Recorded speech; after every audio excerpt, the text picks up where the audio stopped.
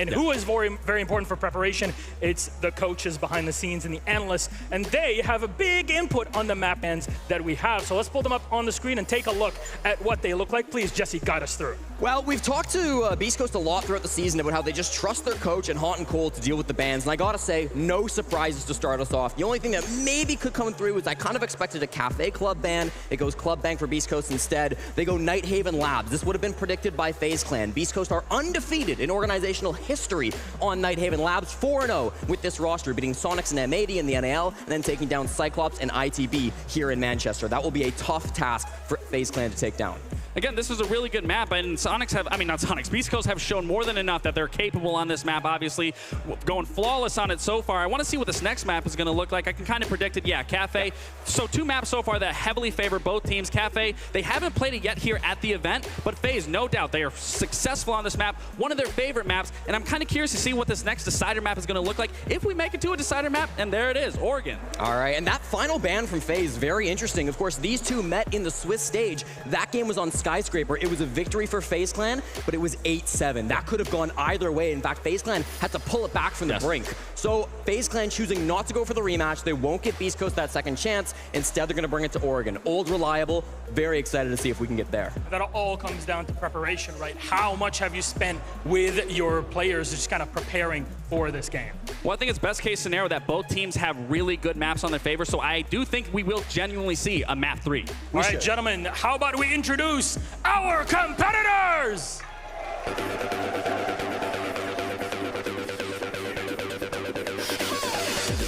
From the USA and Canada, it's Beast Coast! Nobody believed the squad would top the NA League, let alone make it to Manchester in the main stage. But these boys, they proved all the doubters wrong. It's Beast Coast! What a team, what a squad! And we'll see what they have to show with their experience today. From Brazil, it's FaZe Clan! The #1 team in Brazil. You've seen them on the main stage for every event in the past year. And they've come to Manchester to pick up from where they've left off in Gävle, Berlin, and SI in Sao Paulo. Give it up for FaZe Clan! Let's bring them over to hear some trash talk. Gunnar and KDS, please, come on up. KDS, come on in. Gentlemen, please, to your positions. So let's give it a stare down. No kisses. All right. Gents, for you, first of all, Gunnar, you've made it to the main stage. You're not shy about it. You've been here before. How does it feel like to go up against a team that everybody's calling to be the #1? I mean, it feels good to prove that we're better. Are you going to be able to do that in the server? I think so. All right. KDS, you got challengers. I mean, in comparison to your experience, kind of low on the block, how do you feel about the Beast Coast on the other side? No, they play very well against us in the last game, so it will be a tough game for us too. You know, I don't know what's going to happen, but it will be a great match against them. All right. Are we expecting a great match? Please, gentlemen, shake hands. Are we ready for a good match? All right, let's get it started, Manchester. Get your energy rolling. We'll toss it to our casters, Devmata and Lakes. Take it away.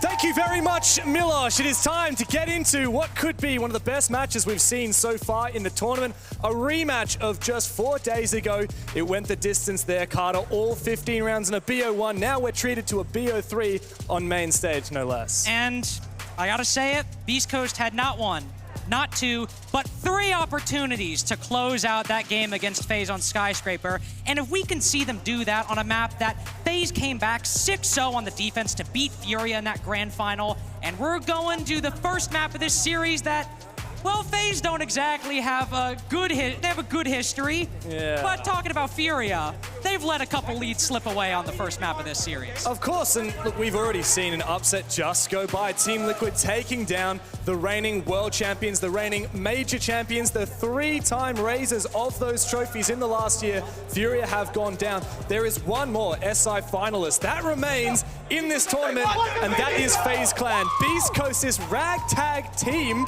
dropped from various of the greats of North America, have formed, and what a formation it has become. These guys have proven that they are capable of just about anything.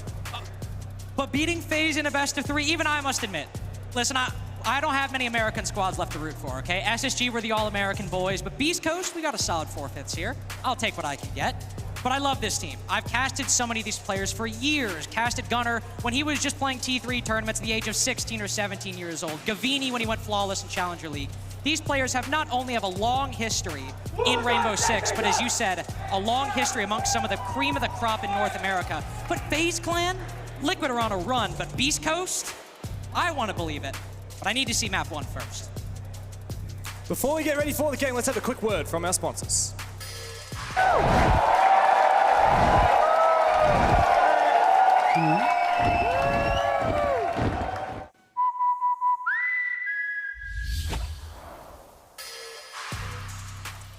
Beast Coast versus FaZe is about to begin. It is North America versus Brazil, and Beast Coast are looking quite ready. They built up a lot of confidence in that Swiss phase, and man, they were just flying through it by the end.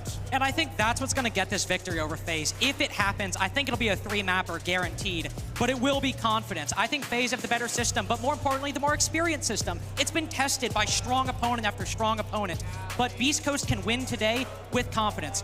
Gunnar needs to pop off. Gavini needs to pop off. We need to see a better performance from Diffuser, the highest rated player domestically, but it doesn't need to be him. If we can get maybe Spirits or Hot and Cold alongside Gavini and Gunnar, they might just be able to do it.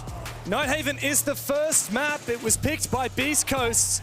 But of course, FaZe, we have quite a history for them on this map as well. In the grand final at the Six Invitational, they were reverse swept. It is time for North America to take on Brazil, the All-American Rejects versus the best from Brazil. 3-time domestic league champions, but yet since Berlin, Dev, they've made second. They won in Yavla, but it's been a long time since FaZe have actually stepped out of the shadows and into the limelight, with Furia consistently getting the better of them this past year. And what better opportunity than in a tournament where Furia has been eliminated by Team Liquid. FaZe Clan have their best opportunity they have seen in years of raising a major trophy. But first, they must take on Beast Coast, who have consistently upset teams, not just at this tournament, but ever since their inception 77 days ago. We're not even 3 months into this team yet. We're not even 3 months into this roster to see what they can do, and they've already made top 8. Diffuser, this is his first stage of Pro League, his first major, his first LAN. He needs to bounce back a bit from the poor performance he's had, reclaim some of that more domestic online glory. If he doesn't hear him, maybe we'll see magic happen. Ban phase has transpired, as we can see. Beast Coast going with Old Reliable.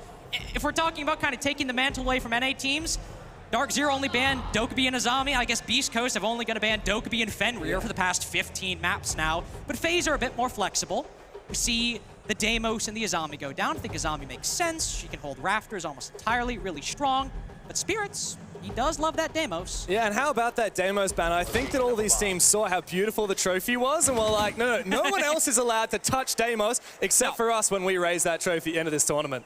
But the thing I was most curious about is the role Monty is going to play in this matchup, because if some of you are maybe newer to Rainbow Six, both of these teams are really known for great Monty play, but a little bit differently. Hot and Cold will use the Monty to get the rest of his team into position, but he himself is a fine individual Monty. You're not seeing him, I don't know, do like forest clips and quick peeking everywhere. But Vidiking not only does that great, uses his team around the Monty, but he himself is a fantastic one with multiple 1vx clutches on the Monty and the post plant, and it's been left up. A lot of teams have banned it against Beast Coast because of their reliance on it, but FaZe, I think shown by the fact that they put Vidiking on a shield on defense in round 1, they want to keep that tool in their arsenal as well. That's it. Look, Vidiking might love the Monty. He can't play it on defense, but what's the next best thing? Clash, a fantastic Monty counter, and Vidiking known for his highlights on that operator as well. As we dig in, it is Beast Coast on the attack of their map pick. FaZe looking very comfortable on this top floor bomb site. And as Jesse mentioned, Beast Coast, organizational history have not lost this map, but this roster currently 4-0 on it. Very strong individual performance against CAG, a lot of multi-kills, a lot of huge fragging moments from the Beast Coast attacking lineup, but I imagine against FaZe, that might be the win condition, but they will need to do some outthinking early on. Gunnar will spot the clash very early, walks into top lobby and says, all right, well, I'm not gonna push this angle, no thank you. But most of the work on this top floor bomb site is opening up the exterior walls to start. The connector breach, the IT breach, I imagine we'll see later with 2 separate hard breaching on the board. Beast Coast very concerned about this early on, especially with the clash, holding this position, holding connectors so aggressively. They'll need to push her back in this first half. So Vitter King will pull back slowly, continuing to whittle away at the clock, which tends to be the attacker's worst enemy. Beast Coast still have a lot of work to do in terms of opening up these walls as we see Cavini get to work here on the IT breach. But nowhere near enough control has been taken as half the round has subsided for the American squad. Right now, the main utility you're looking at to deal with this clash, because of the lack of a Zofia in the lineup, is 2 things. Directly, the nade from Spirits, and maybe the air jabs from Diffuser if you really want to try and get crazy with it. Throw an air jab behind the Monty. Other one, the EMPs from Hot and Cold could disable the electricity, but unfortunately right now. Oh, big early engagement. The Monty trying to get up here in the face of Handy on this Warden, who's dueling that player behind a C4. The Monty is shut down immediately. The clash comes to support as well. And it's all gone down the toilet for Beast Coast. Very strong start from FaZe. Desperate now from Diffuser. We've said he needs to step up, but he's left with it all to do. The 1 versus 5, and the Brazilians have shown that they've learned a thing or two ever since they lost this map at SI. Great start from FaZe. And to be fair, they choked on their attacking side. Just 1 round, 1 defensive round in OT they lost. So really, we just have to wait for the next 6 rounds for Beast Coast to win this game, of course. Oh, there could be a lot more rounds left to play in this game, that's for sure. But I think they're just doubling down on the point that the analysts made during that map veto. Beast Coast undefeated on Nighthaven Labs. This is a great map for them. FaZe, not terrible on the map. Yes, we always harp on about that SI result, but let's not forget they were up with match point, many match points in that game, and also they then beat Furia on it in the Brazilian season. And also to be even more objective on it, the 1 loss they have on this map in the org's history since Nighthaven was introduced was to Los. And that's the only loss they've had. And if you paid attention to the Brazil League, that Los, now W7M core, has always been a bit of a weird team for FaZe to go up against. Huge individual performances can sometimes dismantle that FaZe structure. So Beast Coast picked this map for comfort. We can all give them credit for that, and it's all very understandable, but FaZe have only lost this 1 time outside of that 6-1 choke in the SI Grand Final. This is why FaZe are very much the heavy favorites. This is why this is going to be a 3-mapper. This guaranteed. Beast Coast are not taking this in 2, and FaZe, unfortunately, definitely, even on Beast Coast pick, very easy option to bet on. That's in terms of what we expect might happen, but in terms of wishful thinking, Carter, I know where your heart lies. Oh, yes. We can't deny, you're one of the few American casters that we have at this event, and you've got Beast Coast, a little love heart of them tucked away in your wallet.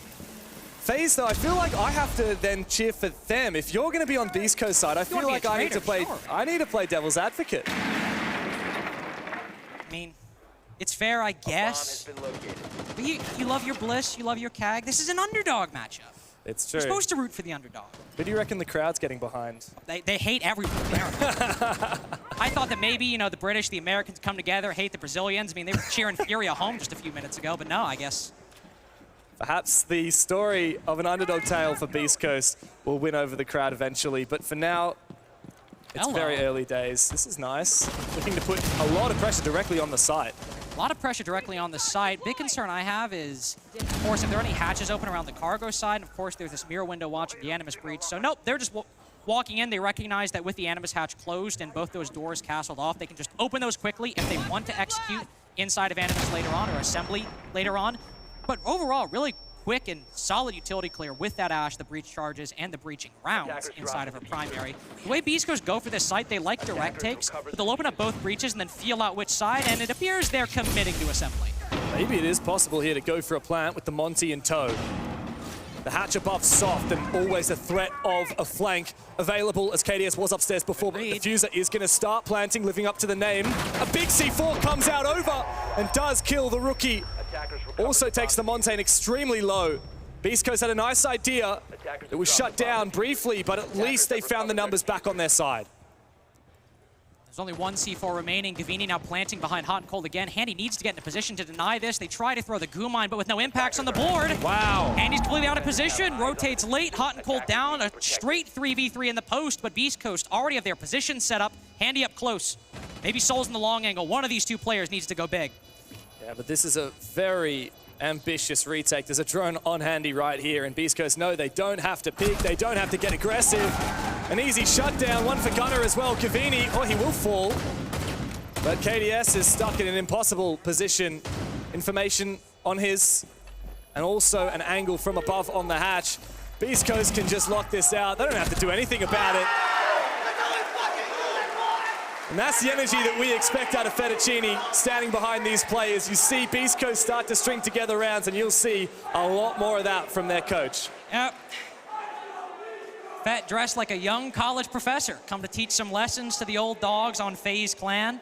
And that first round, just overall good read from Beast Coast. They go for a minimal take, they open up both those castle barricades, and they realize the hatch is soft, which means nobody, assuming there are no impacts, can retake from FaZe in that position. But you even got to give credit to Beast Coast. They're rotating up, using Spirits as DMR to break that hatch, and then play from it in the post plant. So overall good from Beast Coast. They love these type of attacks. They love their more direct takes. I mean, they have planted in over 52% of their attacking rounds with an 81% conversion rate of those plants. The best team at the majors, statistically, in both planting and converting those plants. It's quite an accolade for Beast Coast. Still, FaZe shouldn't be too upset. They did win their primary bomb site on the top floor. Basement was a little bit more challenging for them, but they can go for a reattempt. This is, no, actually, they've changed things up, I believe. Yeah, hold on, we put Vita King on Solus?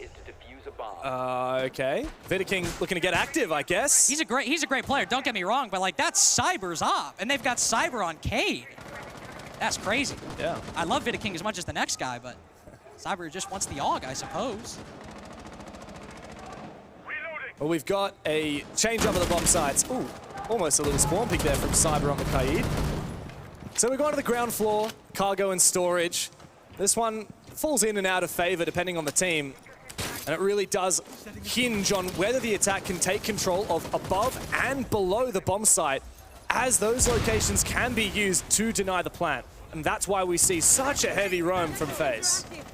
And especially with Beast Coast having that Monty on the board, they probably want to go for a bit more of that direct take. What I assume they'll do is open up the IT breach. Not even necessarily clear out the entirety of the top floor, but make it so if anybody needs to retake and play the vertical angles watching cargo, they have to cross in front of that breach. And well, Gunner has killed somebody not from that exact position, but still got the opening pick. Spirit's now going down below to make sure nobody can deny the plant from that basement floor.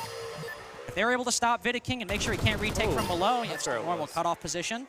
Beast Coast already making really good progress and have a lot of the control they need to go for that plant. Spirit's going for a backstab. Bit of a lurk up the exo stairs. He's taking a hell of a lot of ground here, reveals his position, but a fight does come his way. He takes Cyber's head clean off, Handy pushing for a refrag. But he's up against the world. Cut down. A flawless attack there for the Americans. FaZe completely picked to pieces.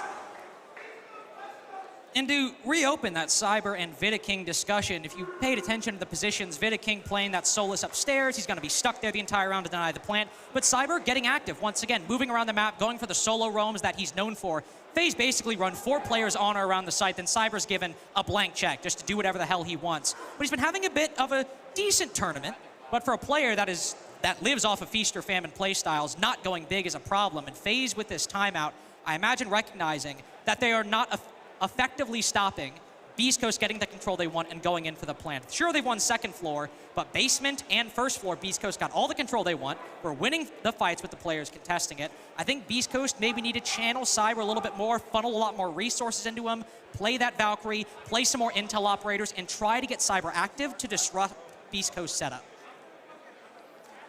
And the tactical timeout called very early by FaZe. This roster has stayed together for a very long time, 1 year and 2 months, a whole year longer than Beast Coast. But of course, they did make a bit of a change to their coaching staff when Romalio was bought out by G2. Now it's Rafadel behind them. And he will need to have made good on that tactical timeout called so early, right? Like, this is the third round of the game just gone by. The FaZe, they want to get on top of this right at the start of the match. They don't want to let it slide. They know that they're on their defense, and they expect to go hard here.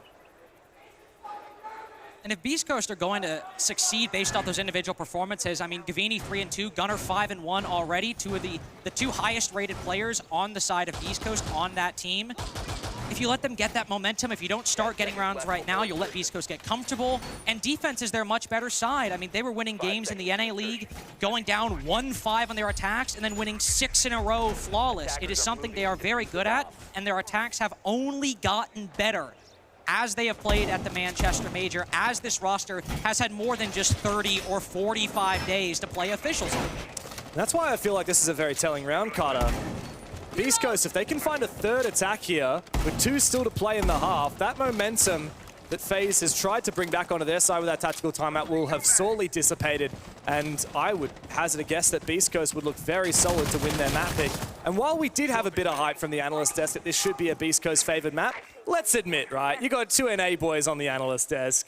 I want to give some credit to FaZe and the way that they bounced back after losing Nighthaven at SI to beating Furia on it in the regular stage. I think this is a good map for FaZe, and I think they need to win this round of defense to have any hope of taking it in this series. Oh, it's objectively a fantastic map for FaZe even. Then again, most of the maps they play are fantastic maps for FaZe. They are running back this same setup overall, though. In fact, I'm pretty sure there are no changes in the lineup, but Beast Coast are ready for it. They've played the clash, Vidaking getting aggressive in the first minute just as he did before. The only thing that's changed is Beast Coast saw it and were quicker to react. Open up the Mav line, shoot Vidaking in the back.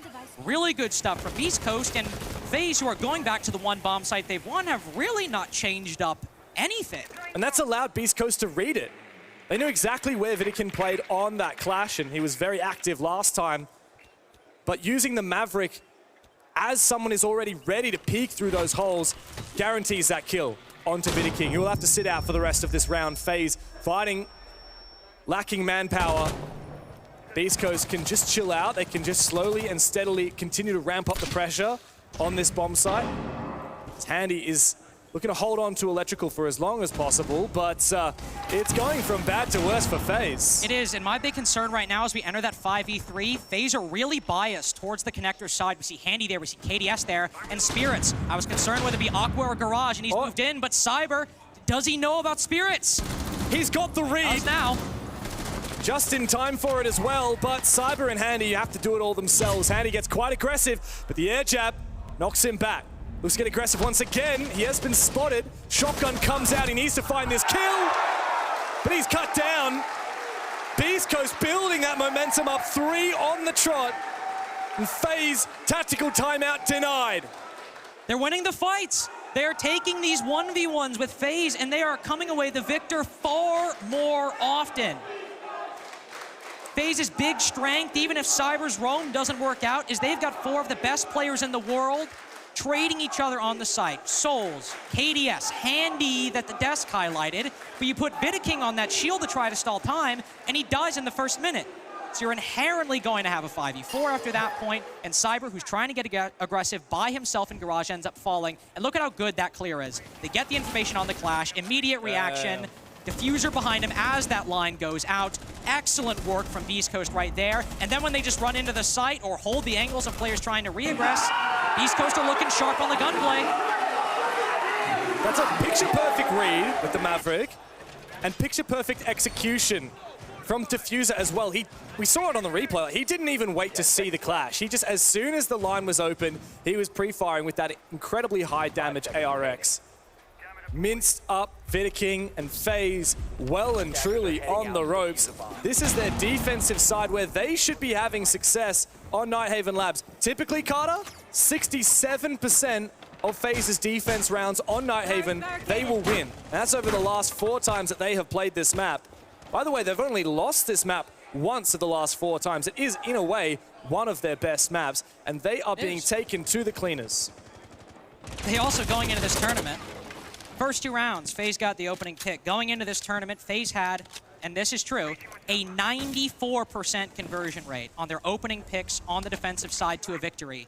Within just a couple games, it dropped down To an average, to be fair, 2/3, 67%. But FaZe were indomitable on this defensive half in the Brazil League, on Nighthaven, on Oregon, basically every map they played. And right now, well, as we're going with an old reliable on Nighthaven, not the Glass rush, but you open up this breach, throw down the smokes. The Glass can hold it down, but Diffuser, an early death, and this is what I wanted to see from FaZe. Intel, or at least freedom, given to Cyber to make plays.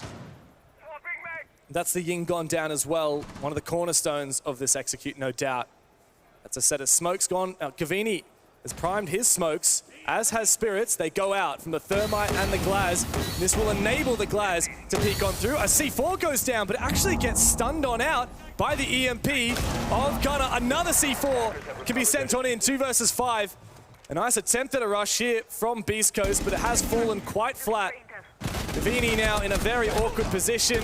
He's been spotted, he's been taken down. Spirits on the Glaz found his first, but 4 more not likely to be found. A lot of damage as well there on that peak from Vidaking.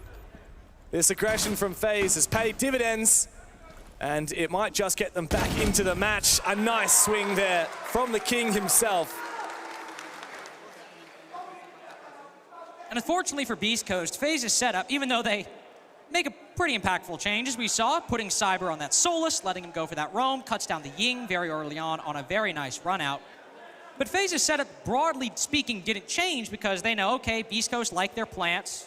They're going to go for it if they have the option. Beast Coast commit to it based on the lineup. And FaZe have 3 C4s. They can use 1 to destroy this, or to put in the smokes in case Beast Coast go for a quick rush. They have a second C4 to wait a little bit, see if they can bait Beast Coast in and make them think that it's safe. And then they have a third just to finish them off. Really good utility usage, specifically pacing out those C4s to get Beast Coast at every single opportunity. You saw in that replay as well, the way that Cyber went for that aggressive push outside with the Solus. He saw the player on his phone, on his cams, and then he scanned it so that he would have that live 3D ping of where he is so that he could be as quick as possible. He'd prep the window, jump out, sprints out for it. Easy kill.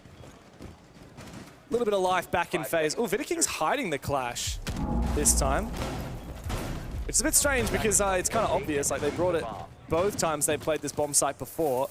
I don't think that Beast Coast will necessarily be surprised to see it here.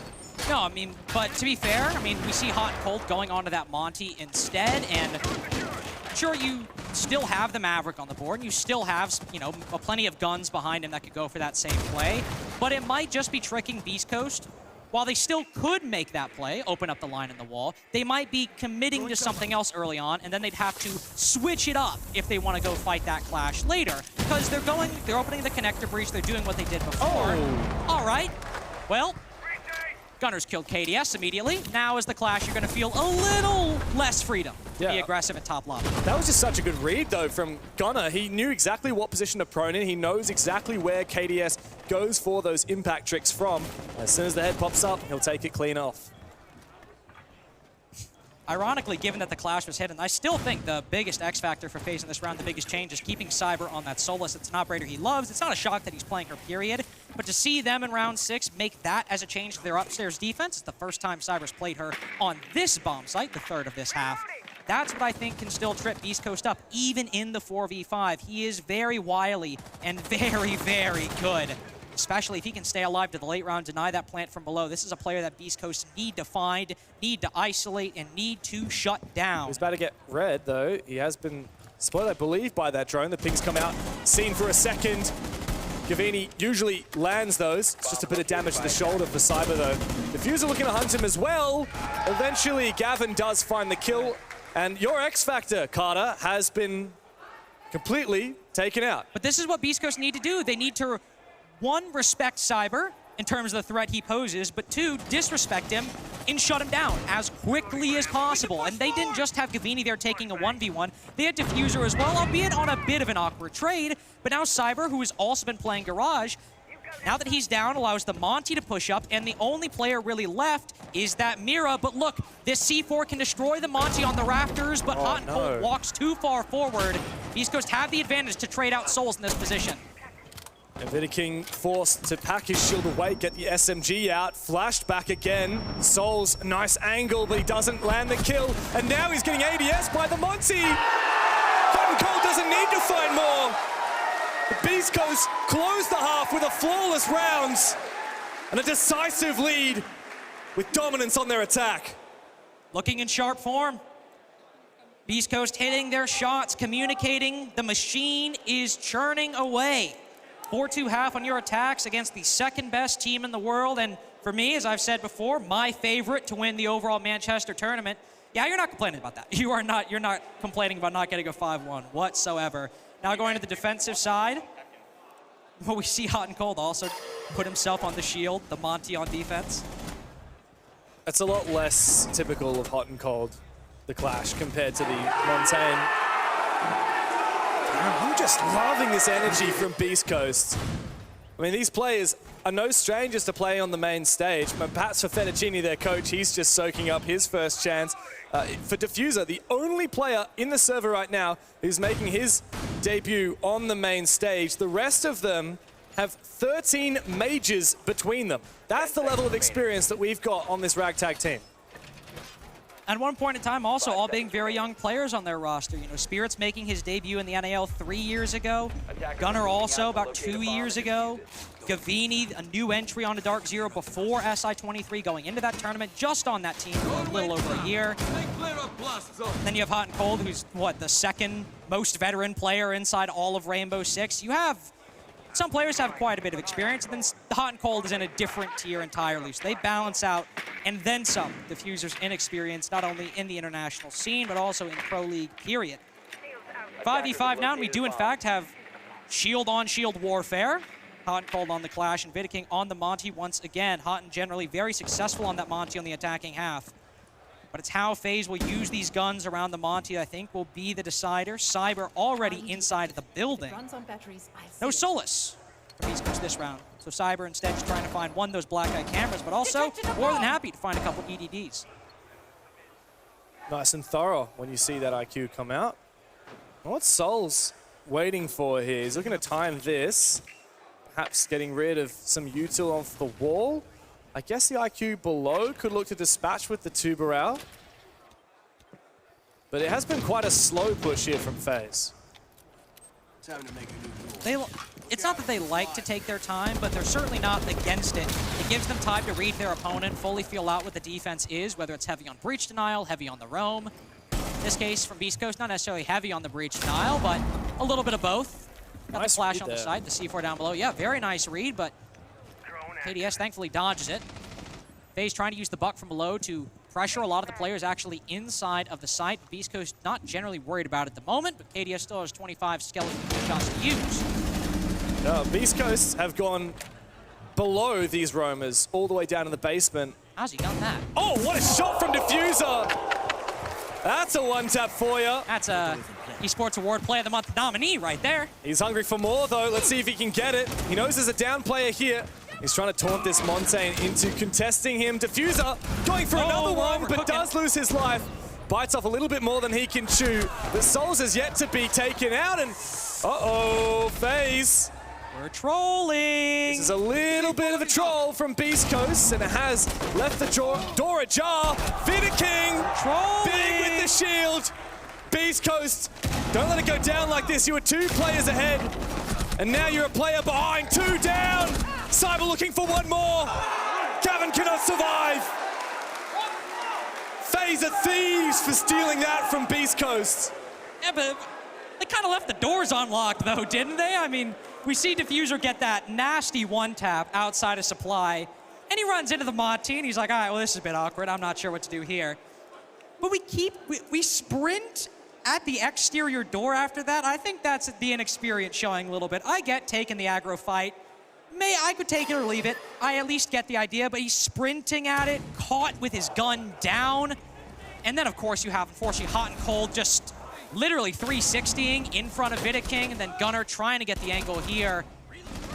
A lot of, in some cases, unnecessary aggression from Beast Coast, in some cases poorly played, unfortunately. They had that round in the bag. Everything before the minute 45 prior was fantastic. Everything after,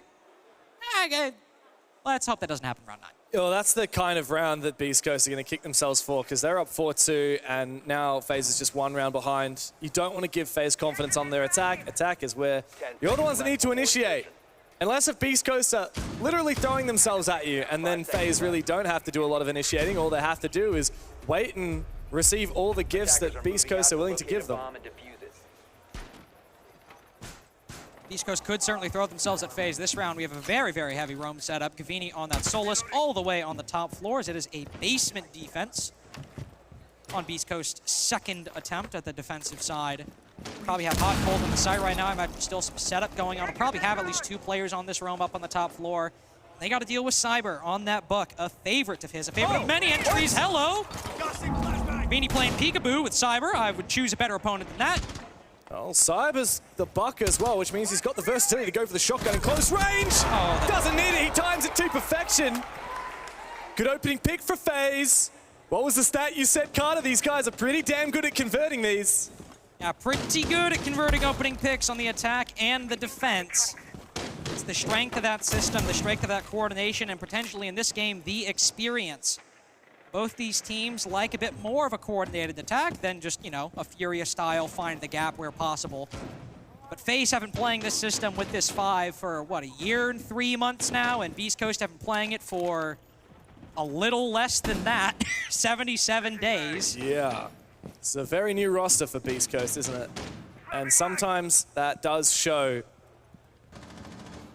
They're organized, they look hot on it. Diffuser's going for something cheeky here, and I like it. He snuck past that drone. It was not lit up. He's inching closer to these roamers. He hears that skeleton key ring out. He takes Cyber down. He backs off. Look at that. Complete different from last round. Doesn't push for He's more. spotted. Nice. Doesn't forget about the drone. This is where the decision becomes difficult. Do you want to play your life on the roam or try to rotate back? He's very far out, and as we can see, KDS outside can't exactly cut him off. I think FaZe have accepted that this one's going to go in the wind, but Diffuser could play on this top floor a little longer. Remember, the side is basement. We've got a minute left. The buck was all the way upstairs. FaZe are just waiting for one of these roamers. Diffuser, of course, but also as we see Spirits inside a cafe. There's the castle. There's one more. The handyman finds it. Beast Coast dwindling. Cause for concern, I think, after being 2 rounds ahead on their unfavored side. Why are they falling apart on their defense? Especially in the 4v3. I mean, Beast Coast are likely going to put 2 on one side, 1 on the other, and I think they've read correctly. There might be that castle barricade in the way, but there's only 1 player inside a tank. Oh, hello, Gunner. Takes a hell of a lot of damage, but he gives That's Diffuser. far more back. A good trade, though, from KDS on the vert. Spirits springs into action to get the down on handy. Hot and Cold looking to finish it, but can't just yet. Eventually, Spirits does so, but this plant's going down in a 2v2, which is so winnable. They don't know about this plant position. And KDS and Souls now in the post plant can start to sling back. Aggressive from Souls. Makes it a 2v1. Hot and Cold has to be hot now. No second chances. Revolver comes out. The flashbangs to meet him. And FaZe have come back 2 rounds straight on their attack to tie the score. Good call from FaZe to play it behind the tank instead of close on the door. The 2 defaults on this site, but one, as you could see, Hot and Cold preferring the close option. A lot more susceptible to a C4 from actually inside of the other bomb site. So good rotation from FaZe. And while I love that, you know, retake from Diffuser, flanking up, getting that 1 kill, falling back, FaZe understood that those roamers, they're going to have to fall back to side. Eventually, they had more than enough players to cut off those rotations through cafeteria, through the 90 hallway on the first floor. Just a good setup from FaZe to not only minimize that individual play, but then also good converting onto the site after that. Tie game now, 4-4. Yeah, I'm scared for Beast Coast. I'm going to be real with you, Carter. All right, it's a tie game. We still got a tactical timeout. Where are these defenses from Beast Coast? Well, there was almost 1 in round 7, but... Almost. And then they decided to just throw themselves at FaZe. Listen, okay, it's sportsmanship. Oh, they were feeling bad for you gotta give your opponents one every now and then. Sorry, you're telling me that Beast Coast is feeling bad for the SI finalists and giving them a round? Well, they didn't win, did they? No, they didn't. I know, you're a Dune guy. There's a species in Dune who will only kill their enemies if they give them a way out. That's what Beast Coast are doing. They're giving them a way out. The Tleilaxu Beast Coast. Yeah, the Tleilaxu Beast Coast. And that way out was Diffuser sprinting at the house door with his gun down. Oh. Well, FaZe take no prisoners, we know that for sure. Certainly not. It will take no quarter against Beast Coast, and if Beast Coast seat around willingly, well, they're not going to look a gift horse in the mouth. They're looking for 5-4 now at this point as we move back to the second floor bomb site. Remember, this was the one where Beast Coast sprinted at the opposition and were ushered out of the round. Diffuser with a very nice shot, a one-tap to make it a 5v3 that they ended up losing. Aside from Vidiking being on that Monty, it's actually a similar rotation, Hotting on the Monty to the Capital in the previous half. Now Vidiking making the same play. Well, Gavin is so close to finding KDS, but KDS is very aware of it as well. I think he's hoping for some kind of bandit juggle, and he's ready to bait that out. Kill a player who does go for it. Of course, we can see that there's nothing of the sort. There are options available to Beast Coast. If you watched during that Furia Liquid game on Nighthaven, JB92 would play in that spot and throw a C4 down to try to catch the buck playing below. KDS obviously behind the pillar, likely anticipating that very thing. The Beast Coast don't even have that option. Ooh. First place. Hello. Hello? Keep peeking that. That's very ballsy from Gunnar. But his cojones has warranted him 10 kills in this game so far. Far and away the best player in the server right now. But on his heels is Cyber, who's looking to contest that exact same angle. Nade goes up. Force him back. Waiting for a repick. He's looking to see if someone decides to push him, either dropping down the hatch or something else. Meanwhile, action going down from FaZe as they start to pressure this side. This is where I'm concerned a little bit. FaZe are waiting for peaks from Beast Coast, and aside from Gunnar winning that fight against KDS, they've been remarkably disciplined. The first bit of utility goes out, try to force the player out from behind that pillar, that and the clash. Want to go for a diffuse plant on this side, but Beast Coast are holding on. They have the clash to retake that too, and he might need to lurk inside a garage to get this. Diffuser has gone back though. Doesn't quite get the kill he's looking for. But it looks like it doesn't matter as Beast Coast can easily lock out a few of these aggressive FaZe players. What are you doing there, Diffuser, mate? Not again. He does gift another pick towards FaZe. Oh, Cyber's going for a big flank here as well. However, there's a shield to meet him. And Gavin is waiting and will easily spray him on down. There was a bit of a famine there for a moment. Beast Coast could not string together a defense, but this one in the end looks extremely convincing. Handy won't even find spirits. The drought is over and Beast Coast are finally back into it. Manchester, Fed just said they are so boring. What are your thoughts on that? Beast Coast! Let's go, Beast Coast! Hey, we got one fan in the crowd. I'll take that. 2 fans. 2 fans. That's North America has that's 2 No Limit fans. right there. Shout out No Limit. Let's take a poll real quick. Manchester, I believe earlier you booed both of these teams. Was that correct? Yeah, that's a boo. I can't tell if they're booing you or booing the teams. Is that 5 really loud people or 50 somewhat excited? I don't know. As someone that has recently been working with an American Carter, you guys are bang for buck when it comes to volume per capita.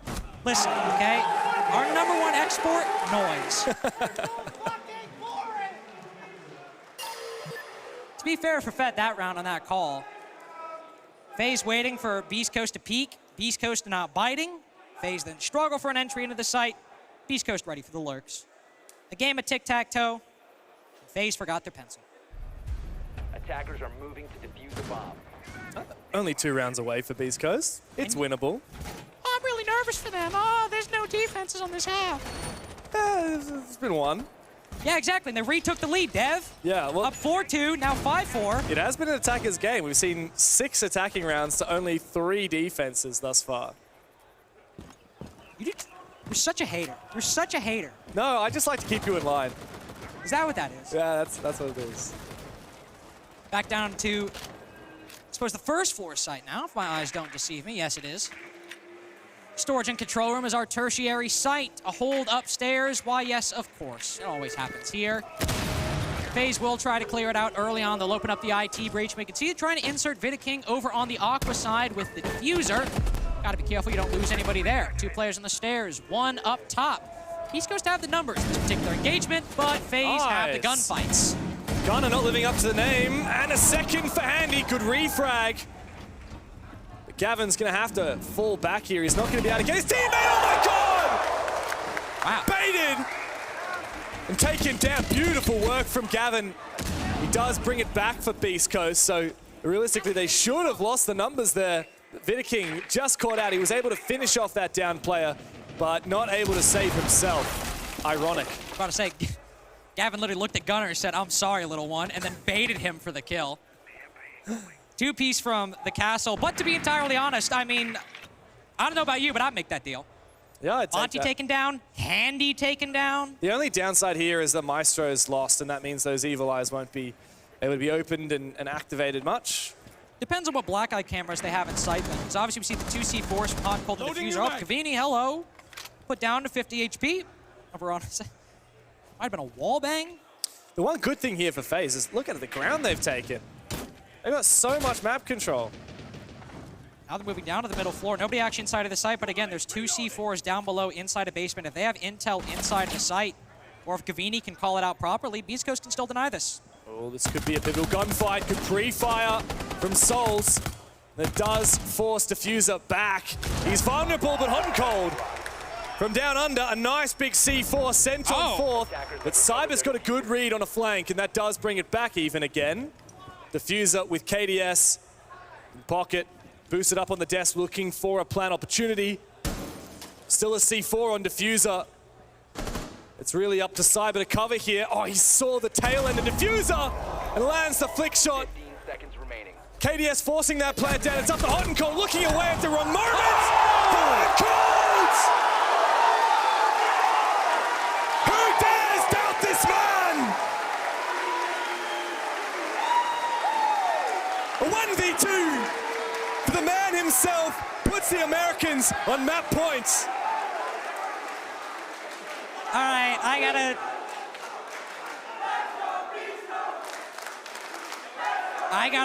gotta stop being biased real quick. Hold on. Right as Hot and Cold goes to peak, Cyber goes, "Oh, is there somebody over in supply?" What if there was somebody over here? Now, to be fair, that was a viable way for Hot and Cold to go, but he looks away right as Hot and Cold peak. Let's see this shot, though, from Gavin. The bait, and then straight back around pre-fire. Beautiful. Love that C4 too from Hot and Cold down below. Really good identification of the wind conditions from Beast Coast. Cyber so good in that late round, and then look. Bang. Look at that. Looks Bang. away, crouches, and Hot and Cold flicks. Talk about somebody entering fantastic individual performance in the last few maps for Beast Coast, by the way. Hot and Cold having some of the highest rated games he's had this entire stage. Especially in that PSG Talent game, the MVP on both maps to get them into this quarterfinal spot in the first place. And to answer your question, by the way, again, where are those defenses? Well, there's 2 of them right there. And 2's all they needed because of such a stellar attack. And what a way to get it done as well. A 1v2 for Hot and Cold. An amazing round for him. A 3K, that's 3 of his 5 kills he's had in the 10 rounds we've played so far. Hot and Cold really is living up to the name. He is. And I know we were hyping up the Nighthaven pick for FaZe as only one true loss outside of the 6-1 lead that they choked. But Beast Coast just lock in one more round in regulation, either this or the next. They will do what many of us thought would be the unthinkable, and is take a map off of one of the tournament favorites as a team that didn't exist 3 months ago. We've already seen one SI finalist removed from the tournament. What's a second? Best in Brazil for a year now, but struggled to find a trophy since Javle, the Sweden Major 2021. That was years and years ago. Distant memory, and for 2 of these FaZe players, the Viking and Handy, not even on the team at that point. It looks like an aggressive push from FaZe starts to force these Beast Coast players back, but Gavin says, "I'm feeling it right now, I'm gonna get aggressive," but KDS puts him to bed. Good cutoff from KDS. Good clear overall from FaZe. You can see they forced the Beast Coast roamers back off the top floor. And then just like before when they were attacking that basement site, have multiple players on the middle to cut them off, specifically that rotation back through cafeteria. So good foresight from KDS. Bit of a lackluster tournament from him so far, I will say. I mean, the benefit about FaZe is they've got players who can show up at any given time, Handy, Cyber especially. But back when FaZe just fell short in Copenhagen, it was KDS who was lacking a little bit, but Handy now 9-8, cutting down Spirits. Diffuser unaware of the 2 players on rafters at the moment. definitely not to challenge them right now, but he'll he get needed one on that. the reaggress. Good pre-fire, though. He was really caught in a rock and a hard place. Now a bit desperate for FaZe. They have numbers, but not if Diffuser starts firing. Do they know about hot and cold? They didn't last round. They didn't expect hot and cold. They got no idea. Where is he lurking? Where is he hiding? What is he able to achieve?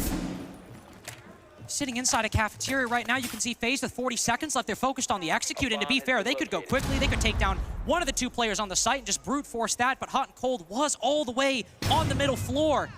FaZe are gonna have utility in hand. They don't even know about Gunner behind the Animus wall. They're ratting. They're betting that FaZe won't drawn out this intel. They're looking to end it here. Oh, this guy's dead. Good nade. Gunner finds him! Vidaking can't find the kill he needs. Hot and cold springs up again. Handy must be the handyman now, 1v2. But hot and cold is so far away. 5 seconds remaining. And the plant must go down. Here it comes from above.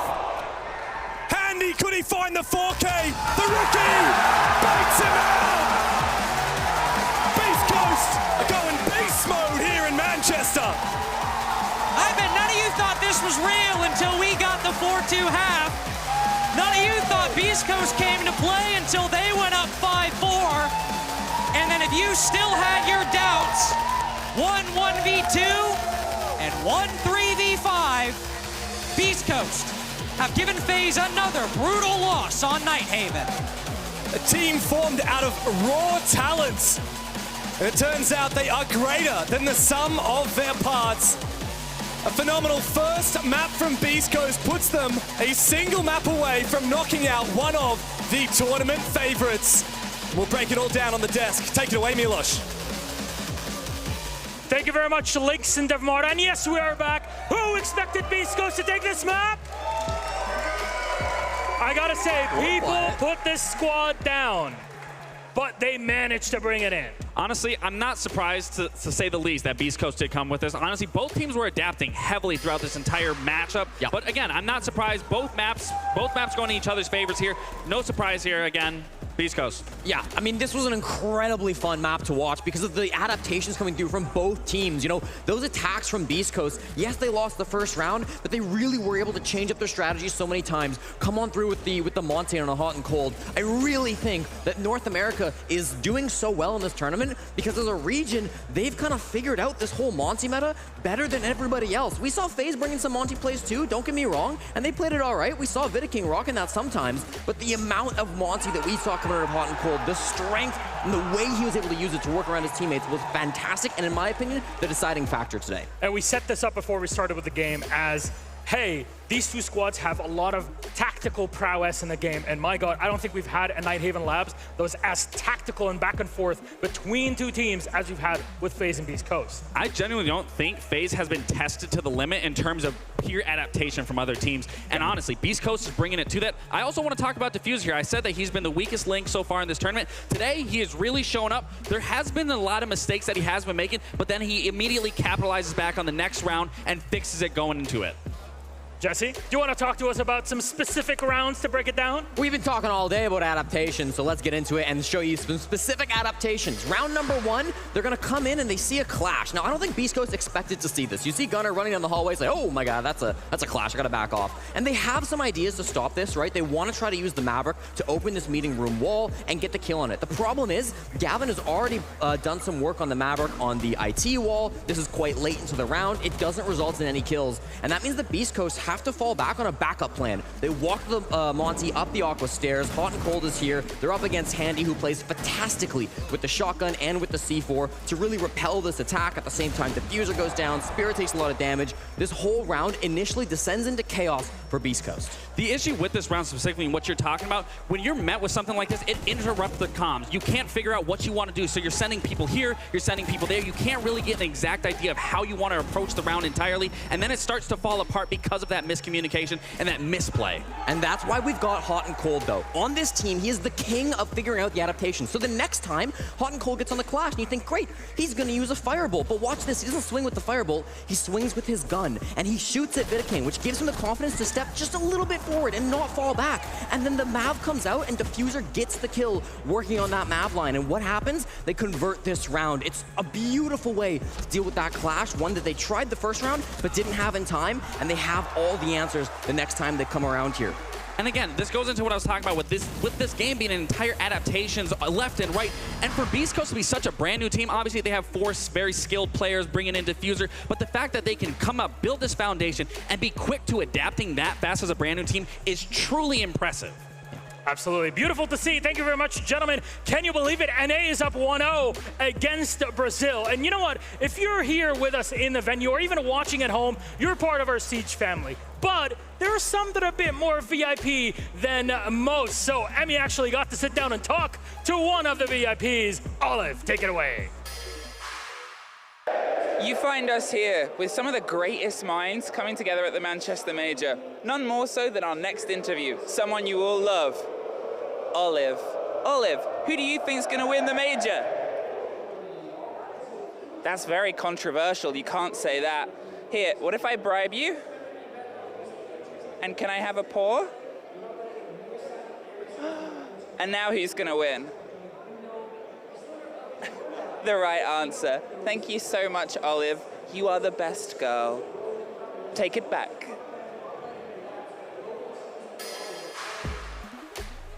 Thank you very much, Emmy and Olive. There's no better analysis we've ever had here in Rainbow Six. But we still have to set up for map number 2 in this series. Will Beast Coast take it 2-0? Will it be FaZe to bounce back and take it to map 3? We'll figure all that out and more after the break.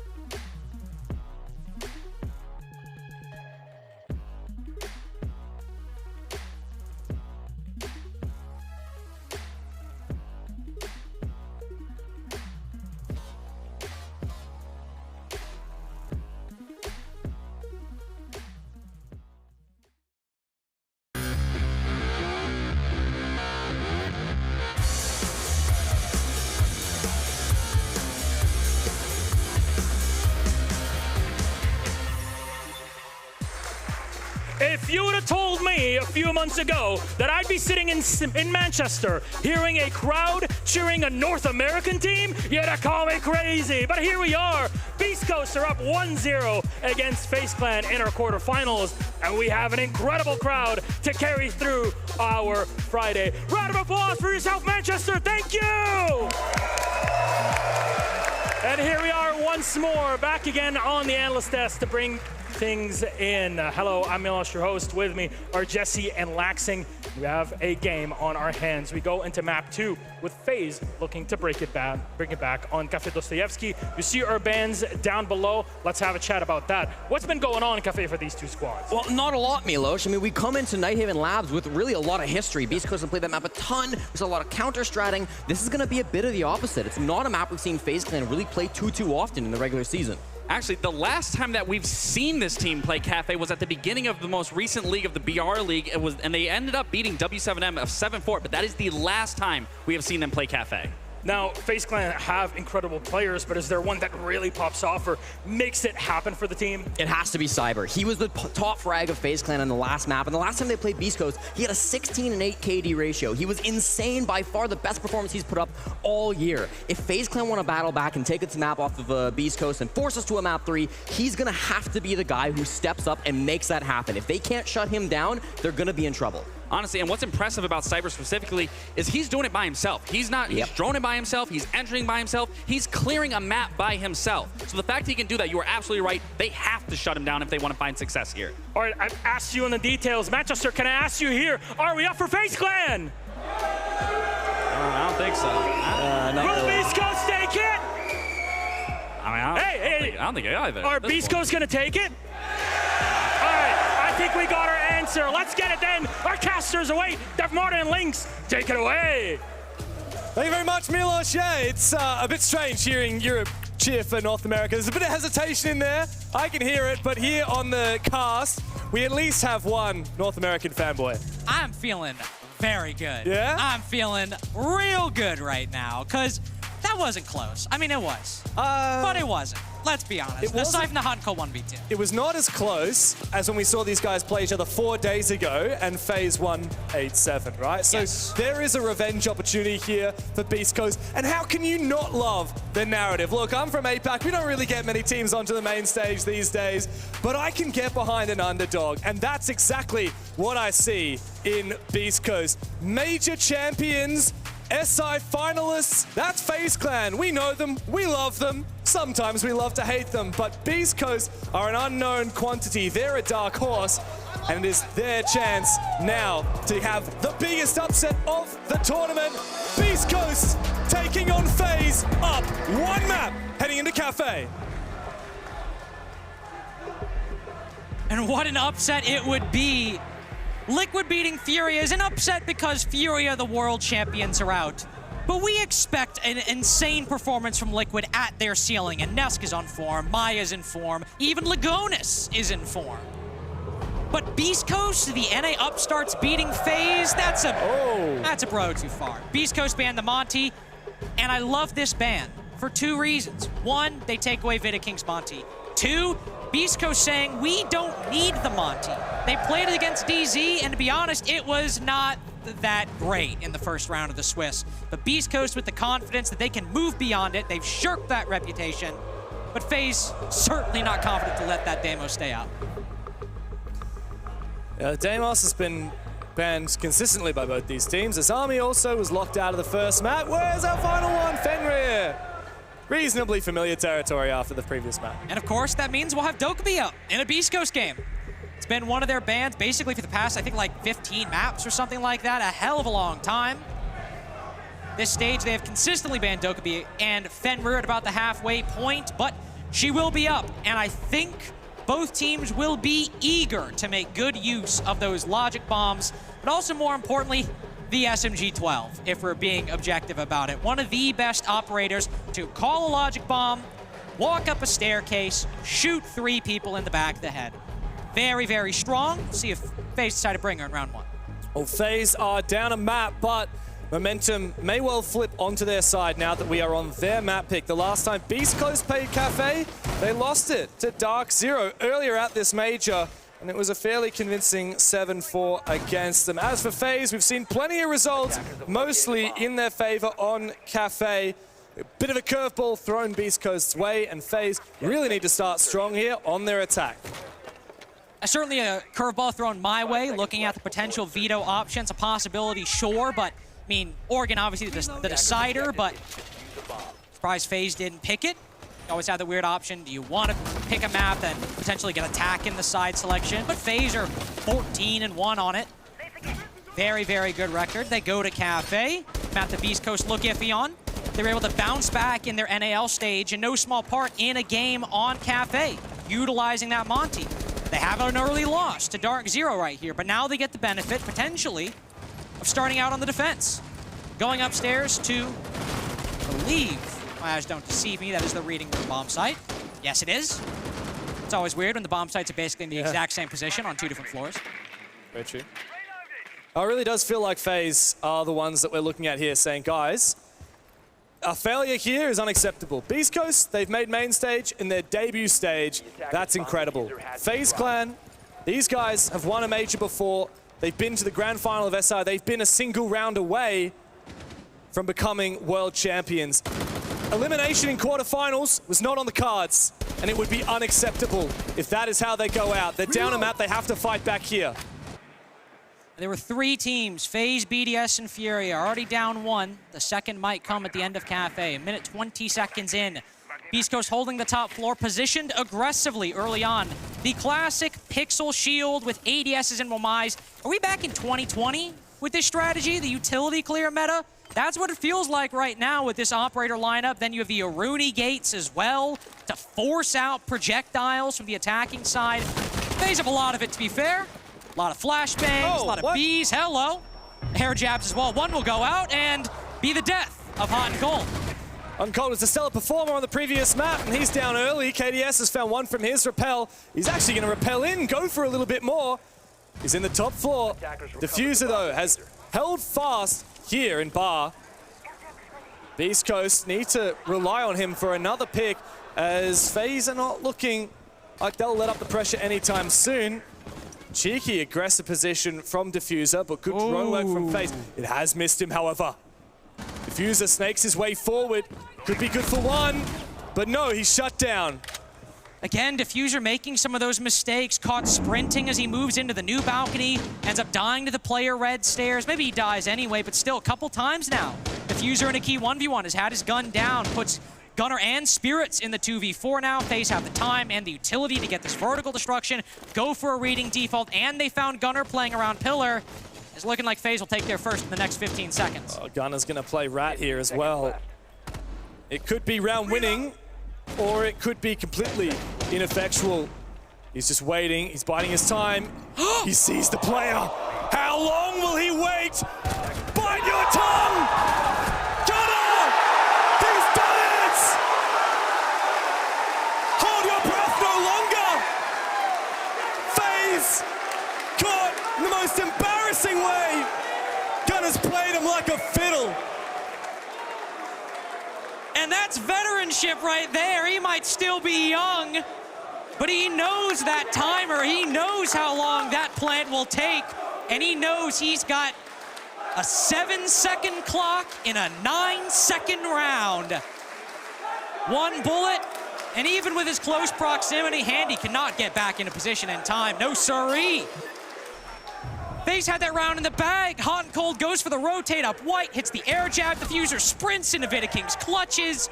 That's a phased up right there. But right as we crest the 2-second remaining mark, Gunnar steals the momentum in reading.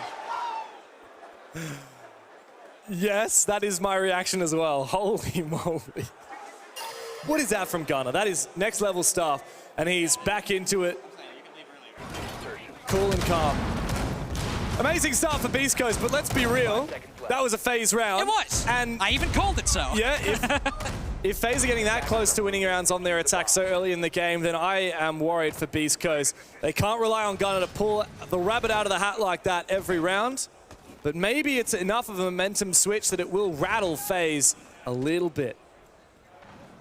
You'd hope, given the experiences FaZe have had, the pressure they've been under and crumbled under. they would be able to recover, but Beast Coast, in a series where they are the heavy underdogs, even up 1-0, any round they can get, it could be the worst round in the world that they only win off a hero play in a 1v5, but they'll take it.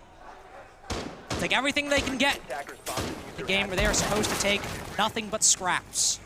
Mining defense from Beast Coast, hot and cold, moving on to that Solus. Saw him dealt with early on that roam, or at least on that white stairs position in the previous round.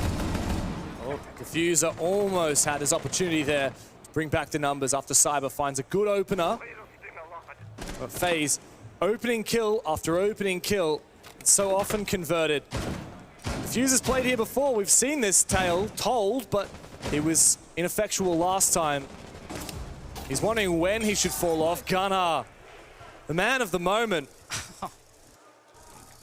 We've got Diffuser behind the bar. We've got a guy behind the bar in Cigar. All right, but Diffuser's dropped down this time, so it won't exactly be Groundhog Day in round 2.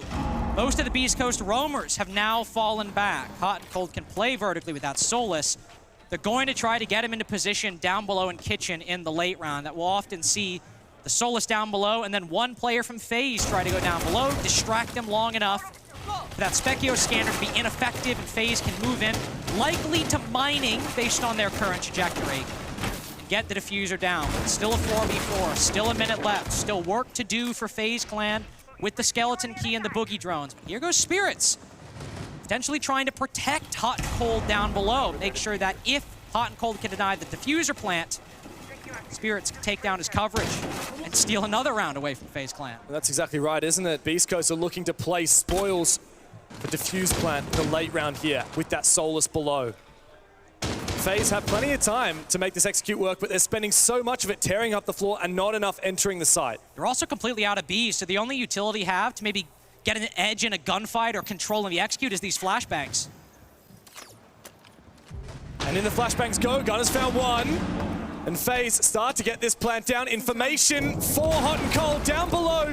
He sees the player, and he does get the down. Vitic King on the floor. KDS the last one to play for FaZe. The first round was a steal by Beast Coast, but this one is much, much more convincing. Gunner's firing up again. The boys are back in action. And MVP to Gunner, covering the Solus down below, playing around red stairs, waiting for phase 2 inevitably.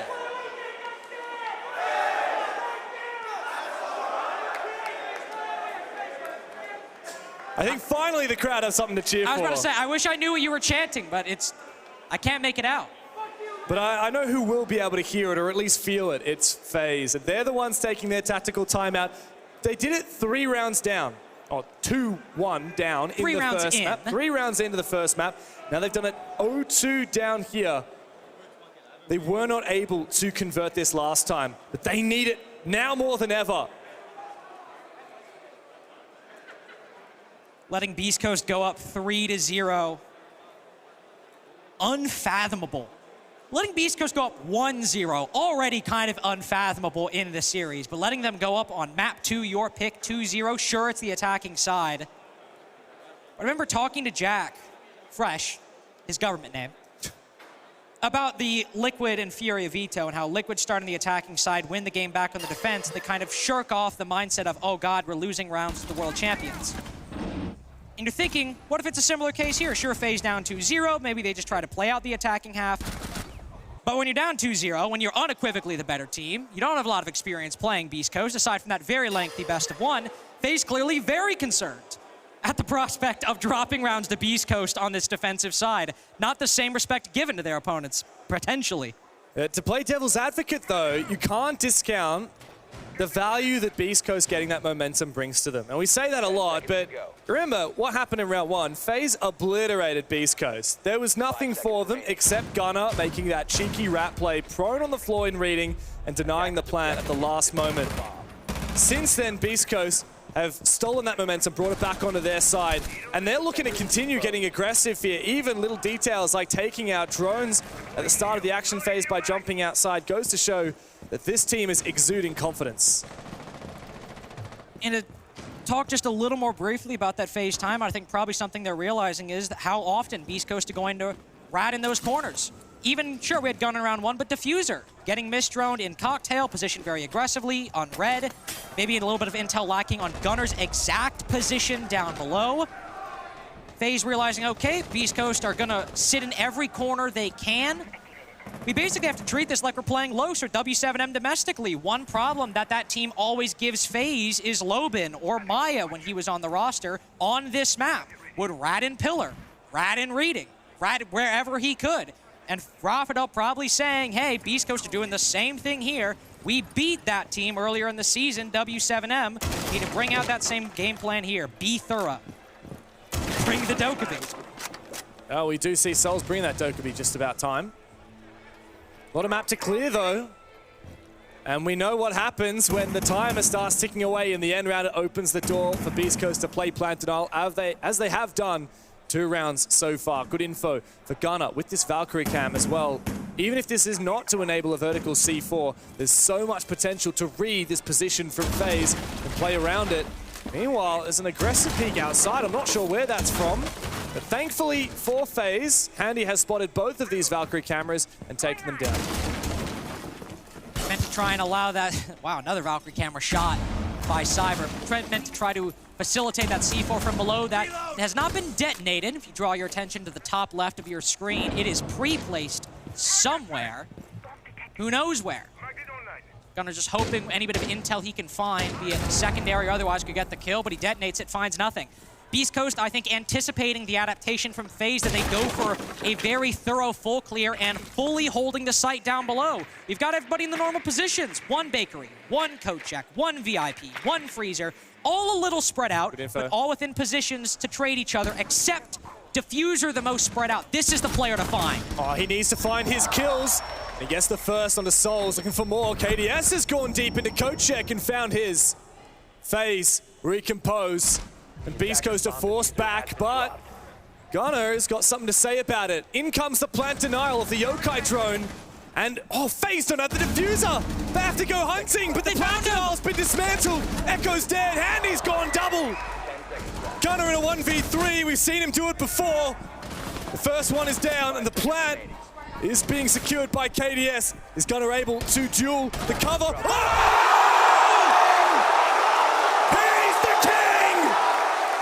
Diffuser!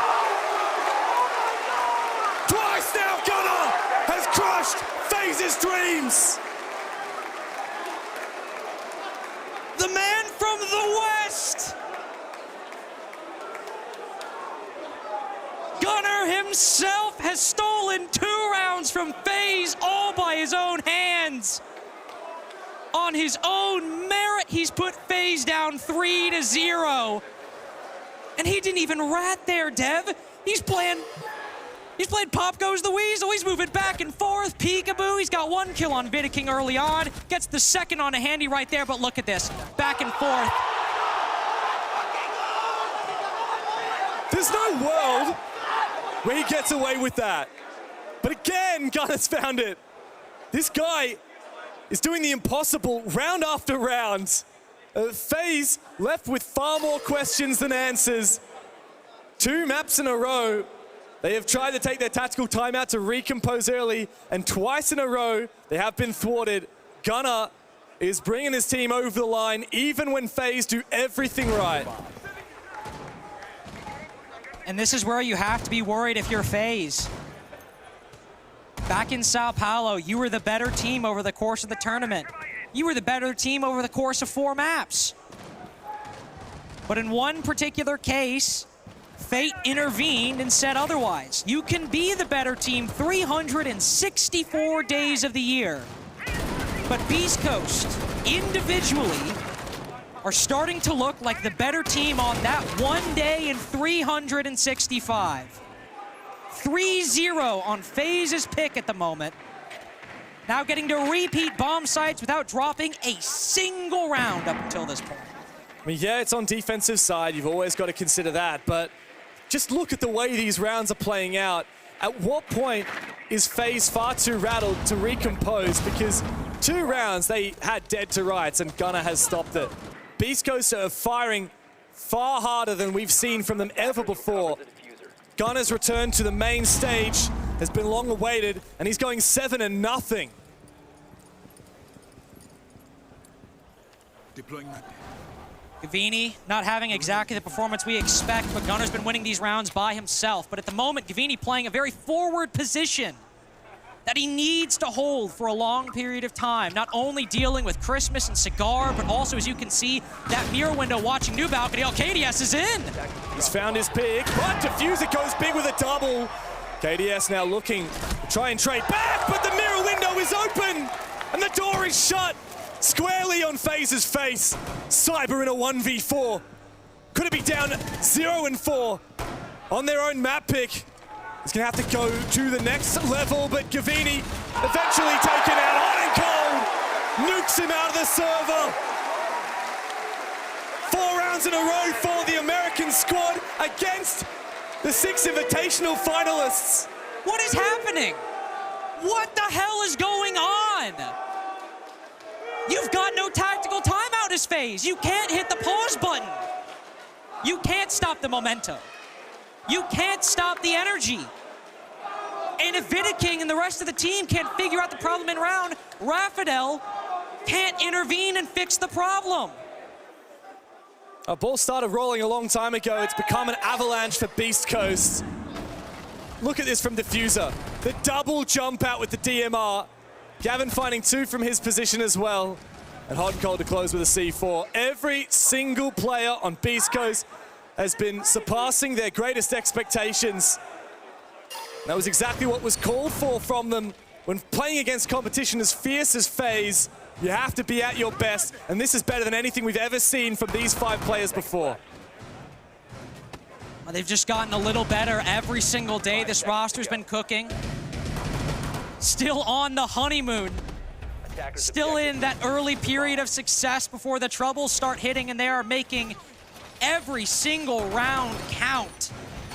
4-0. Now going back to mining. Beast Coast winning their first sight on the reattempt. Reading going their way twice will not be a factor for the rest of the half. Going to mining. It was the roam that was helpful upstairs, and yet FaZe have brought that Dokkaebi dev, and it's not found them the success they've wanted so far. Never thought I would hear Beast Coast chants at a major in Europe. FaZe have positioned themselves as the villains in this series. We've seen them be the villains in many a tournament before.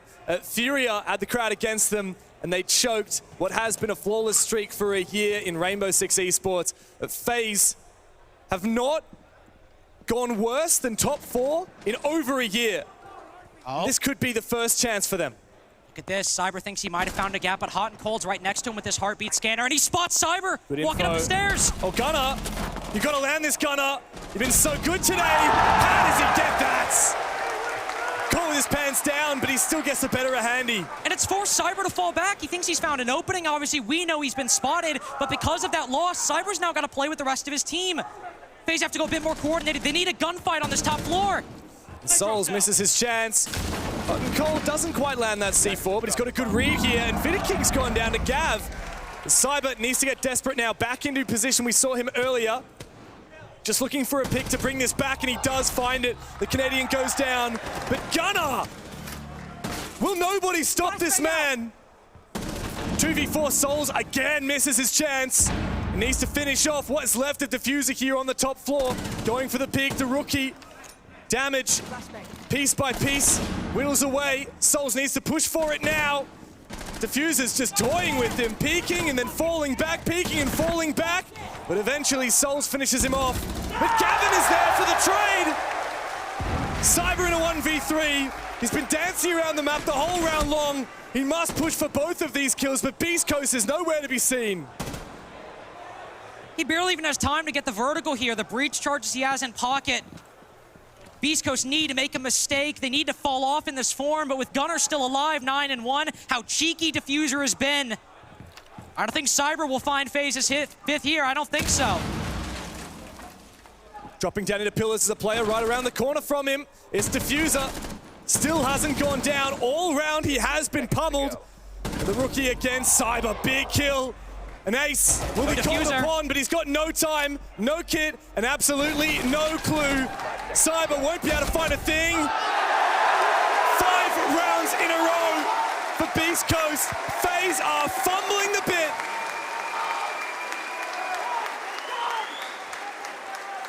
This isn't even a bottle. FaZe aren't even present on Cafe. Where are they? Has anybody seen FaZe Clan? They have been missing for 2 maps.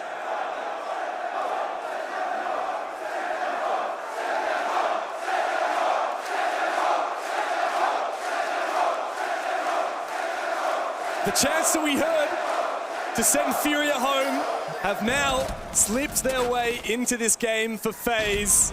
The Grim Reaper may be calling. North America has not got a great track record against FaZe. Throughout history, FaZe has won 16 and lost 12 games to North America.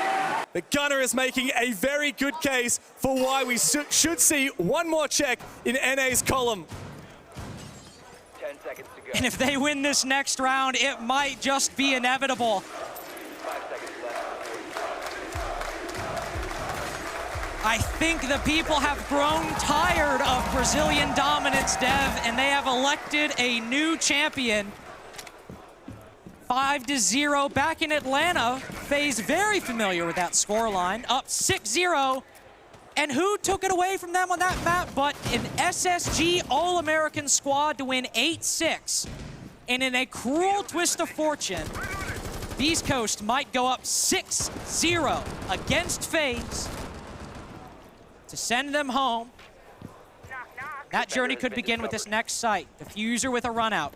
Beast Coast running back this same setup again. 1 player coat check, 1 player bakery, 1 player bottom white. And FaZe thought Diffuser was the weak link that time, and it was. Gunner needed to clutch a 1v3 to win that round. They'll be familiar with what Beast Coast are doing right now. Very much so. Just because FaZe have a read doesn't mean they can execute it. We have seen them fly further and further from what we know they're capable of as this game has continued. FaZe looked pretty red hot in the first round, and Beast Coast just barely won it. Every round that goes by, FaZe look less convincing.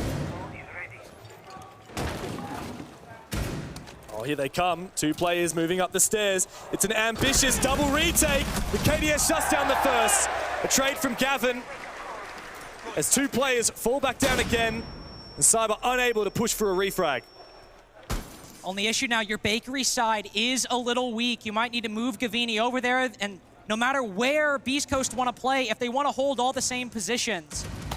Bottom white's still a bit strong with that shield and hot and cold around the corner, but coat check and bakery could be problematic. Souls 0-4 at the moment, looking for that lurk down white. They've lost the sledge, but Cyber's still on that buck to find the vertical destruction necessary to look down into the site. FaZe getting close. A minute left now. No IQ to spot those Valkyrie cameras, might I add. But here we go. Down white. Spirit's ready for it.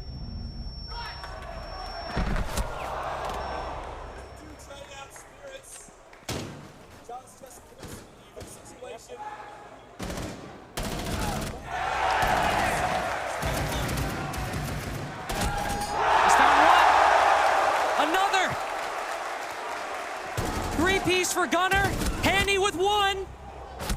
Just around the corner, tagged up and finished off! Do you believe in miracles? 6-0.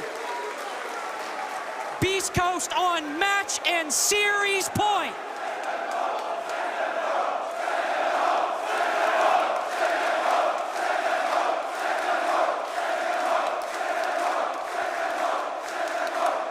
Can you hear fake calling from the crowd? Beast Coast have been better every step of the way. 6 rounds in a row, and FaZe cannot touch them. Gunner has had the tournament of his life, and this match in particular, nobody has been able to put him down.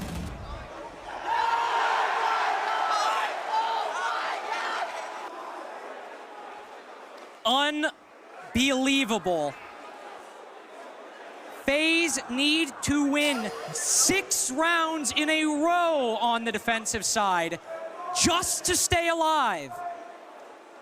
Just to capture the limelight with Fury out of the shadow, just to have one more chance to go to map 3, not to win, not to make the semis. Just another chance at their own pick of Cafe. I know who Manchester wants, Dev, and I think FaZe do too. The last thing that could be on FaZe's mind right now is what the crowd is chanting. Diffuser has already minced up a lot of that utility on the site, and beastcoast are looking untouchable. They've been ready for this. They've been waiting for this opportunity. Man, the haters, they lined up for him. They said beastcoast weren't capable, and then they went and won the NAL. They've said players like Hot and Cold and Gavin and Gunnar, their time has passed, and now look at them. Look at what they have achieved, and look at what they are on the verge of accomplishing.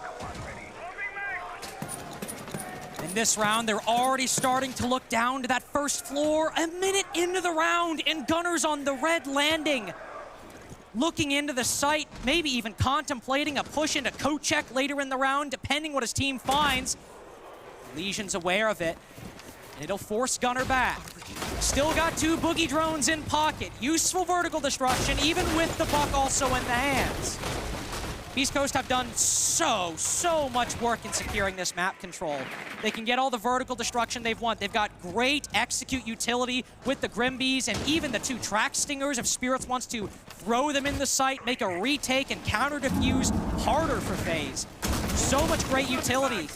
And the defense is all holding on the bottom floor, just like beastcoast did. Means it does come down to that execute, how it will look in the dire moments of this round. FaZe have not had the confidence to contest on this roam. We've barely seen anything from them so far. A minute remains, and beastcoast are looming. They're looming with those Grimbees, looming with those flashbangs, looming with that 13-1 Gunnar to lead the way. KDS needs to hold on. beastcoast are going for a plant through Freezer. They are going for a backside take. They could rotate later on, but KDS needs to be ready. And he needs to hold fast to keep FaZe alive for just one more round. 13 kills to 1 death. Gunnar makes his way down the stairs! Opening for beastcoast. And a trade of sorts, but may not be enough. Cyber knows what it means! What? To raise a hammer or raise a trophy, but he's put down here. 20 seconds remain for beastcoast to do what nobody thought possible. But FaZe are dropping like flies, Handy and Souls to withstand 2 players from beastcoast. Time not on their side. Handy silences the crowd. The first round found for FaZe. And look how close it came. Just for 1 round. Just for 1. Not 2, not 3, not overtime, not a map win. Just FaZe's first round on their own pick. A 2v2 double kill from Handy, just to get that round over the line. 5 series points in a row they will now have to fight against. We've seen comebacks in FaZe games before, but the famous one I'm thinking of didn't work so well in their favor. W7M reverse swept them at the 6 Invitational in Sao Paulo. And now FaZe have to do pretty much the same thing against beastcoast just to stay alive in the tournament. This is the FaZe who has been the best team in Brazil for an entire year. They've been the champions both times last year and now in Stage 1 2024. It certainly has not been according to plan for FaZe. To see them on the verge of elimination. The last time FaZe went out before the semifinals was over a year ago. What a thorny step in the road it has been for FaZe, and you never would have thought it would happen against the North American underdogs of beastcoast. All smiles for beastcoast. Diffuser on his first international LAN, potentially about to upset one of the best teams in the world. Playing rock, paper, scissors with the audience. A man He's of the having people. a great time. Of the bully pulpit is Diffuser. He's the only one in the server right now who has never played in a major before, and it was never played on main stage. Now Hot and Cold is taking his turn. He's looking for someone play rock, paper, scissors with Hot and Cold, for goodness sake. Spirits also. Last time he was on a major stage, Berlin in 2022. Almost 2 years ago, a year and what, 8 months?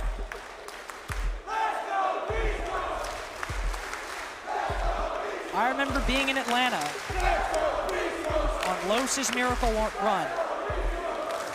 The first day, nobody cared that they beat DZ 7-0 on map 2. And the people decided they had a new favorite. Yeah. Think we might find ours today. Los went on to beat FaZe in Atlanta and deny FaZe the chance of going to another grand final. We saw them go back to a grand final in Sao Paulo, their home country.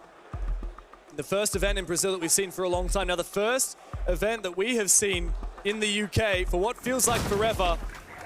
And FaZe cannot even keep up with the expectation that they have established for themselves the last 12 months of what this roster has achieved. We were basically treating the semifinal as a FaZe Furia rematch. It was pretty much a guarantee, right? Great, we're gonna see the SI Grand Final rematch in the semifinals. How about neither of those teams make it?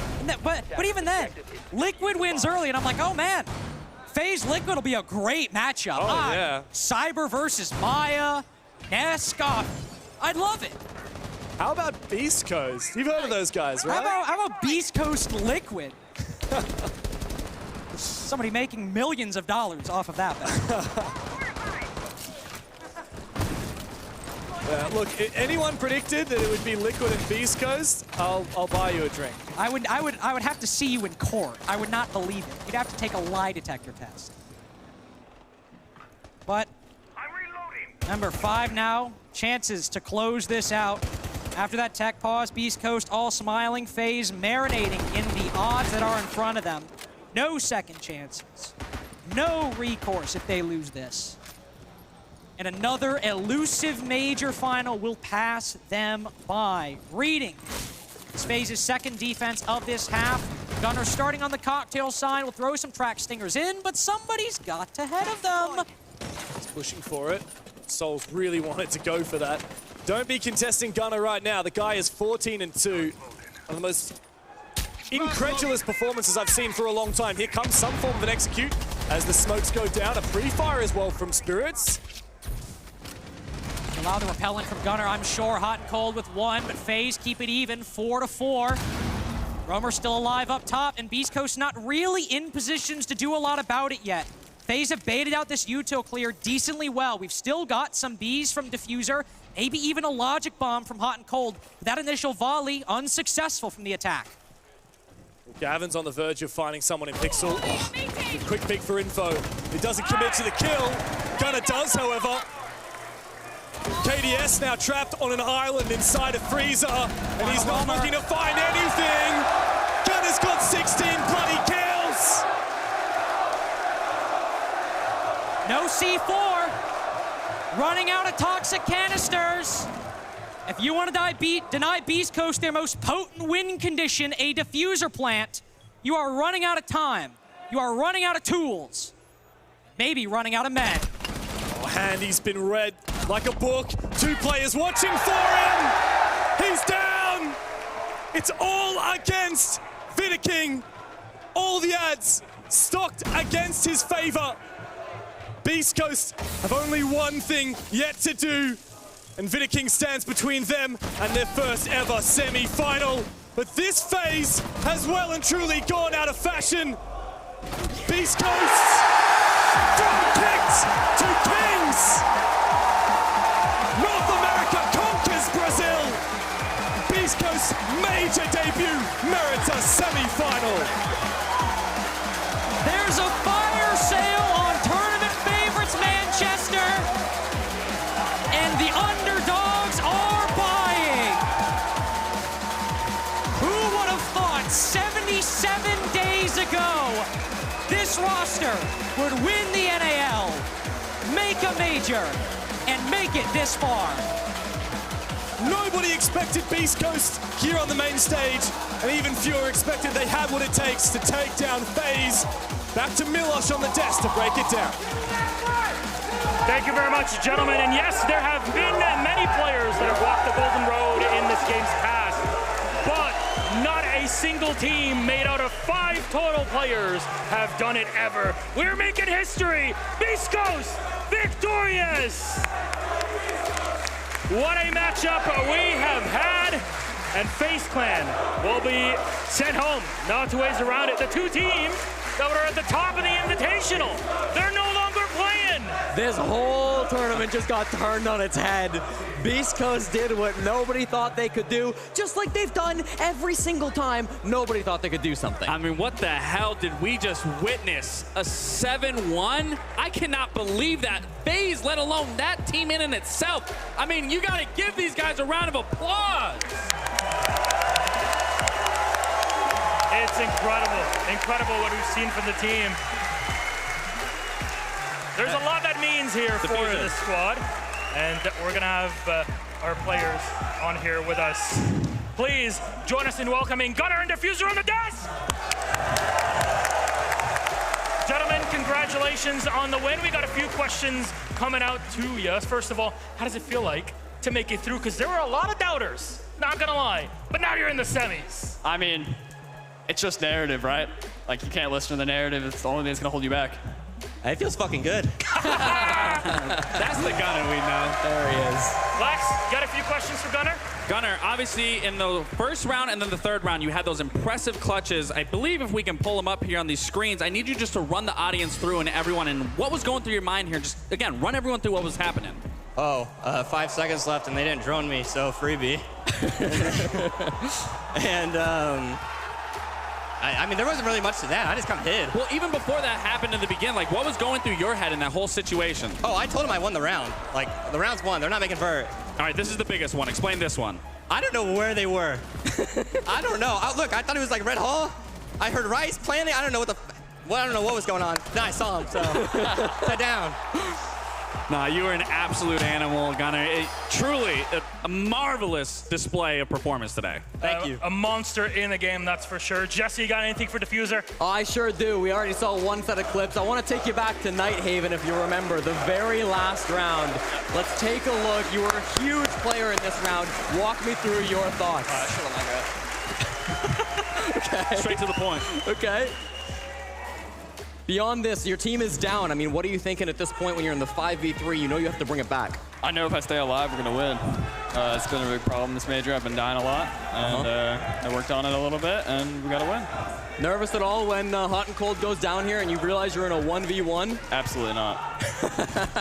Born for this moment, baby. It speaks for itself. They get off the planet. Yep. There it is. There it is. Great timing. That won it out on Nighthaven.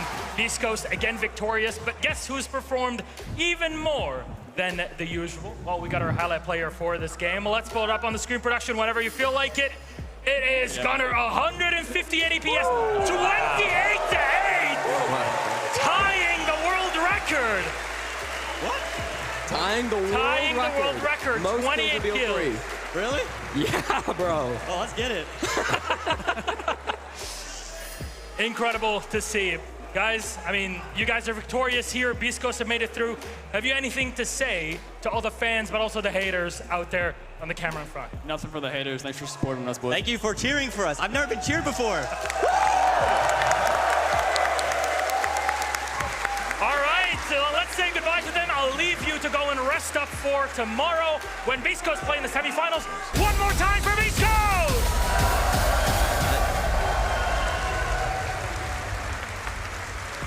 And now let's go and break our game down. Back to the analyst desk we go. Highlights, man, there were so many of them in this game, Jesse. There absolutely were, and pretty much all of them are coming through from Beast Coast. I mean, the ridiculousness we saw from this game, I love the contrast. Nighthaven Labs was a strategic battle for the ages. Both teams come out with adaptations, reading each other's movements, expectations were set and then shattered. This map was just Gunner and the rest of Beast Coast pulling rounds out of their hat that they never should have been winning, but because they had that it factor, oh my god, it just felt like they couldn't lose. I mean, what's there not to talk about? Gunnar specifically, I mean, he put up such a huge performance, and those clutches, trust me, when you're in those rounds that you should be winning, when you're on FaZe's half and you think that you have those rounds locked and you just instantly lose them to just a small misplay, it ruins your mental so much. And again, Gunnar on top of it with his performance, I mean, you couldn't ask for a better result.